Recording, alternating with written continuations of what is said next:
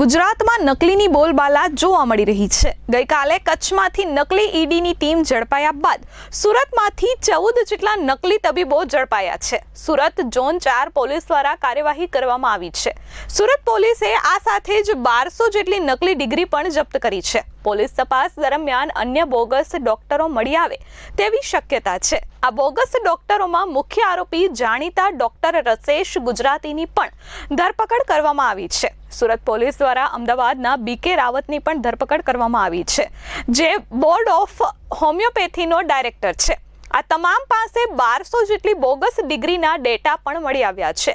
behm.com ગુજરાતની web portal બતાવી registration કરતા હતા। પોલીસ દ્વારા કડક પૂછપરછ કરતા ઝડપાયેલા ડોક્ટરોના જણાવ્યા મુજબ ડોક્ટર રસેશ ગુજરાતી અને તેની ગેંગે સર્ટિફિકેટ રિન્યુ કરવા અને પ્રેક્ટિસ ચાલુ રાખવા માટે ધમકી આપી પૈસા પડાવ્યા હતા। આ સર્ટિફિકેટ રિન્યુ નહીં કરાવ્યા તો તે રદ થઈ જશે અને આરોગ્ય વિભાગની મુશ્કેલી આવે તો જમાવટ કરી દેવાની ધમકી આપી હતી। सूरत शहर में माननीय एचएम सर, डीजी सर और सीपी सर इनके निर्देशन से जो फर्जी डॉक्टर हैं जो बिना डिग्री के या गलत डिग्री के साथ में प्रैक्टिस करते हैं, उनके लिए इंफॉर्मेशन मिला कि पांडेसरा पुलिस स्टेशन विस्तार में 3 डॉक्टर के बारे में इंफॉर्मेशन मिला कि वो उनकी डिग्री फर्जी है और यहाँ पे वो एलोपैथिक दवाओं की प्रैक्टिस कर रहे हैं। तो आरोग्य विभाग की टीम के साथ में शशिकांत मिश्री महतो, ये एक प्रिंस क्लिनिक करके चलाता है, दूसरा सिद्धार्थ कालीपद देवनाथ और तीसरा डॉक्टर जो है वो पार्थ कालीपद देवनाथ।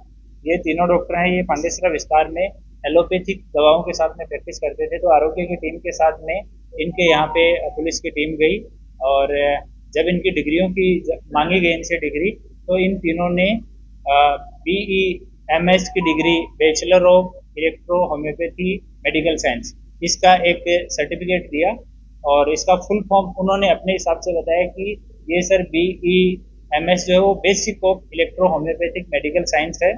और बाद में जब आरोग्य की टीम ने बताया कि इस तरह की कोई डिग्री गुजरात सरकार के द्वारा अधिकृत कोई भी विभाग नहीं देता है, ये डिग्री है वो बोगस है, तो डॉक्टर से पूछताछ की गई कि आपने ये सर्टिफिकेट है ये कहाँ से लिया। तो उन्होंने बताया कि यहाँ रसेश गुजराती करके हैं डॉक्टर और वो लंबे टाइम से ये जो है बहुत सारे डॉक्टर ऐसे हैं जिनको उन्होंने इस तरह की डिग्री दी है। और उसके बाद में जब इन तीनों डॉक्टर से पूछपरछ करने के बाद में उनका स्टेटमेंट रिकॉर्ड किया गया। जो वहाँ से मिला वो एलोपैथिक दवाई है वो पंचनामा में रख के और कब्जे किया गया। उसके बाद में रसेश गुजराती को यहाँ पे जाके उससे पूछताछ की गई और सर्च की गई।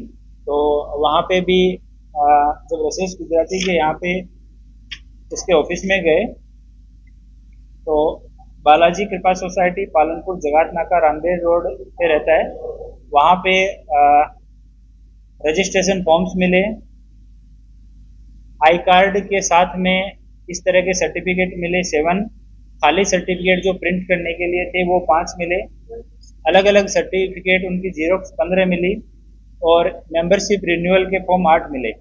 तो डॉक्टर से पूछताछ की गई कि आप ये BEMS का सर्टिफिकेट या डिग्री ये किस तरह से देते हो, किस तरह से ट्रेनिंग करवाते हो। तो रसेश गुजराती ने अपने स्टेटमेंट में बताया कि वो पहले यहाँ गुजरात में 90s में उसने DHMS का कोर्स किया और पहले 1-2 ट्रस्ट के साथ में लेक्चरर तरीके काम किया। होम्योपैथी में उसने लेक्चरर बना, फिर एक ट्रस्ट के कॉलेज में वाइस प्रिंसिपल बना, फिर प्रिंसिपल बना। उसके बाद उसने धीरे धीरे उसमें ज़्यादा उसको बेनिफिट नहीं हो रहा था, तो इलेक्ट्रो होम्योपैथी के बारे में उसको पता लगा और रसेश गुजराती शार्प है तो उसने इसके बारे में स्टडी किया। तो उसको पता लगा कि भारत सरकार या राज्य सरकार कोई भी इसके बारे में किसी तरह का रूल है वो कोई पब्लिश नहीं किया हुआ है, कोई रूल रेगुलेशन से इलेक्ट्रो होम्योपैथी जो है वो बाहर है। तो इसने एक अहमदाबाद के डॉक्टर हैं बीके रावत, उनके संपर्क में आया ये। फिर इन दोनों ने मिलके पहला जो इनिशियल कुछ लड़कों को 5-7 लड़कों को जिसका नाम इनको भी नहीं पता है, उनको प्रॉपर तरीके से इलेक्ट्रो होम्योपैथी के बारे में बताया। 3 साल का कोर्स था पर लगभग 2 साल में इन लोगों ने उनको ट्रेन किया और इलेक्ट्रो होम्योपैथी की दवाई देना, क्या क्या रोग का उपचार हो सकता है वो सिखाया। जो 4-5 डॉक्टर को इन्होंने बना के मार्केट में भेजा तो उनका अनुभव ये आया कि कोई भी आदमी पब्लिक के जो लोग हैं वो इलेक्ट्रो होम्योपैथी की दवा लेने के लिए कोई भी पेशेंट नहीं आता है, ट्रीटमेंट कोई करवाता नहीं है और दवा जो है उसका इफेक्ट बहुत धीरे धीरे होता है। तो इस वजह से वो जो डॉक्टर मार्केट में जब गए तो उनको रिस्पॉन्स अच्छा नहीं मिला।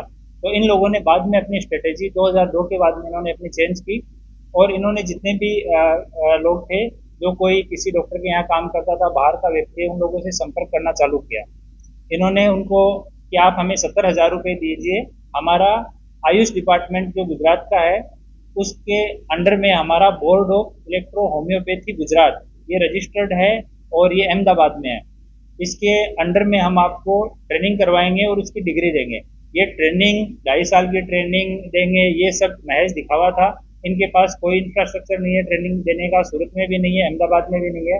ये 70,000 रुपये किसी से 60, किसी से 70, मौका मिला तो 80 भी अलग अलग आदमियों से लेते थे। लेने के बाद में उनको 10 से 15 दिन में वो डिग्री प्रिंट करके ये लोग दे देते थे और साथ में रसेल जो है वो यहाँ पे उनको गारंटी देता था कि तुम लोग कहीं पे भी जाओ, एलोपैथिक, होम्योपैथिक, आयुर्वेद जो प्रैक्टिस तुम्हें करनी है तुम आराम से प्रैक्टिस कर सकते हो।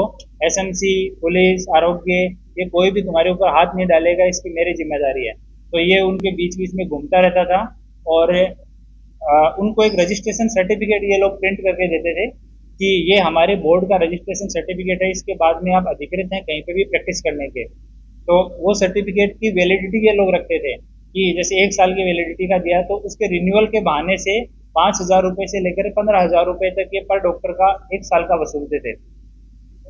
और उस कोई डॉक्टर अगर ना बोले कि मैं ये नहीं दे सकता हूँ या कोई जांच पड़ताल करने की कोशिश करे तो उसको अलग अलग तरीके से ये लोग धमकाते थे।